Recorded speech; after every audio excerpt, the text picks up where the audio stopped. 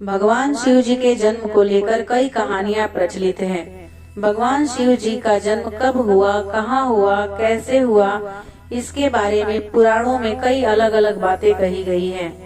शिव जी अनादि तथा सृष्टि प्रक्रिया के आदि स्रोत हैं। शिव का अर्थ यद्यपि कल्याणकारी माना गया है, लेकिन वे हमेशा लय एवं प्रलय दोनों को अपने अधीन किए हुए हैं।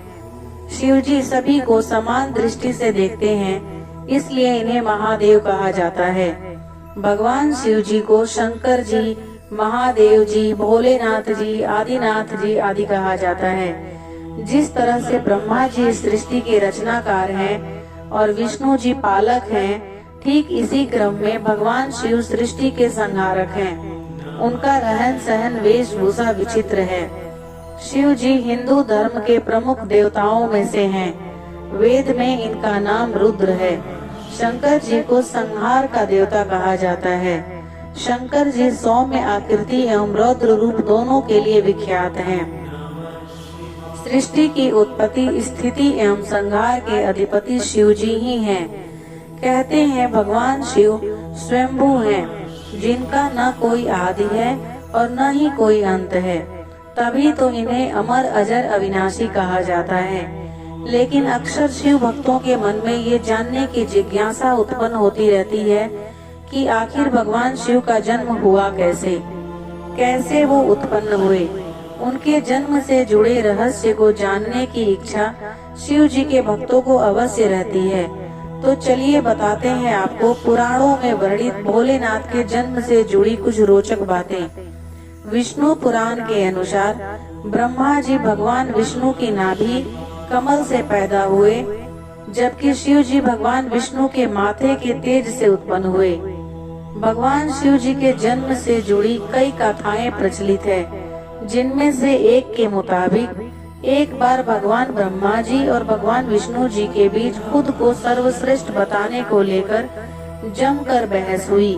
वो बहस कर ही रहे थे कि तभी उन्हें एक रहस्यमयी खंभा दिखाई दिया, जिसका कोई ओर व छोर नजर नहीं आ रहा था।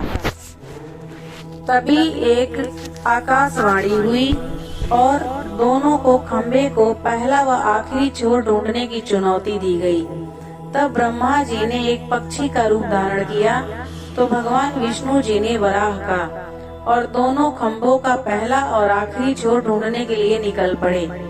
कड़े प्रयास के बाद भी दोनों असफल रहे और हार मानकर जब लौटे तो वहाँ भगवान शिव जी को पाया। तब उन्हें एहसास हुआ कि ब्रह्मांड का संचालन एक सर्वोच्च शक्ति द्वारा हो रहा है, जो कि भगवान शिव जी ही हैं। इस कथा में खंभा भगवान शिव जी के कभी न खत्म होने वाले स्वरूप को दिखाता है, यानी शिव जी अनंत हैं। कर्म पुराण के अनुसार जब सृष्टि को उत्पन्न करने में ब्रह्मा जी को कठिनाई होने लगी तो वह रोने लगे। ब्रह्मा जी के आंसुओं से भूत प्रेतों का जन्म हुआ और मुख से रुद्र उत्पन्न हुए।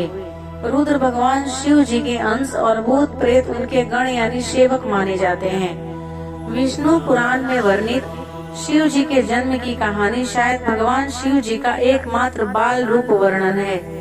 इसके अनुसार ब्रह्मा जी को एक बच्चे की जरूरत थी। उन्होंने इसके लिए तपस्या किया।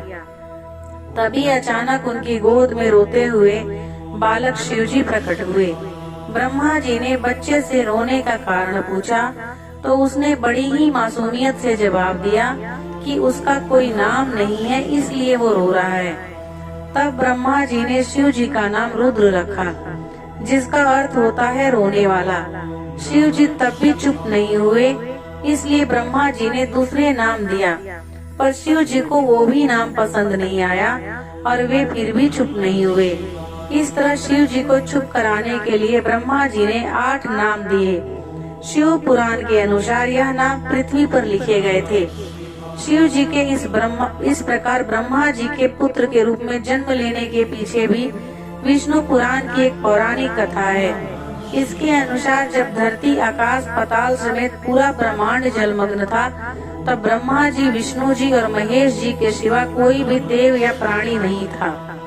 तब केवल विष्णु जी ही जल सतह पर अपने शेष नाग पर लेटे नजर आ रहे थे। तब उनकी नाभि से कमल नाल पर ब्रह्मा जी प्रकट हुए। ब्रह्मा विष्णु जी जब सृष्टि के संबंध में बातें कर रहे थे तो शिव जी प्रकट हुए। ब्रह्मा जी ने उन्हें पहचानने से इनकार कर दिया। तब शिव जी के रूठ जाने के वजह से भगवान विष्णु जी ने दिव्य दृष्टि प्रदान कर ब्रह्मा जी को शिव जी की याद दिलाई। ब्रह्मा जी को अपनी गलती का एहसास हुआ और शिव जी से क्षमा मांगते हुए उन्होंने उनसे अपने पुत्र रूप में पैदा होने का आशीर्वाद मांगा। शिव जी ने ब्रह्मा जी के प्रार्थना स्वीकार करते हुए उन्हें यह आशीर्वाद प्रदान किया। जब ब्रह्मा जी ने सृष्टि की रचना शुरू की तो उन्हें एक बच्चे की जरूरत पड़ी और उन्हें भगवान शिव जी का आशीर्वाद ध्यान आया। अतः ब्रह्मा जी ने तपस्या की और बालक शिव जी बच्चे के रूप में उनकी गोद में प्रकट हो गए। मान्यताओं के अनुसार आज भी भगवान शिव जी कैलाश पर्वत पर विराजमान है। आज तक कोई भी व्यक्ति कैलाश पर्वत पर नहीं जा पाया है, जबकि इससे ऊंचा हिमालय पर्वत है, वहाँ पर अधिक लोग चढ़ाई कर चुके हैं।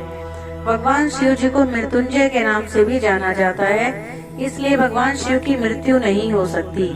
निराकार, अविनाशी, अमरनाथ, कालों का काल, महाकाल, महामृत्युंजय भगवान है। भगवान शिव की अशरीरी होने के कारण उनकी ज्योतिर्लिंग के रूप में पूजा होती है। तो दोस्तों, भगवान शंकर जी के जन्म की जानकारी आपको कैसी लगी? मुझे जितनी जानकारी है इंटरनेट या बुक्स को पढ़ने के बाद मैंने आपके तक पहुंचाने की कोशिश की है। अगर आपको अच्छी लगी हो तो प्लीज लाइक और कमेंट करें इस वीडियो को और मेरे चैनल को भी सब्सक्राइब कर दीजिए।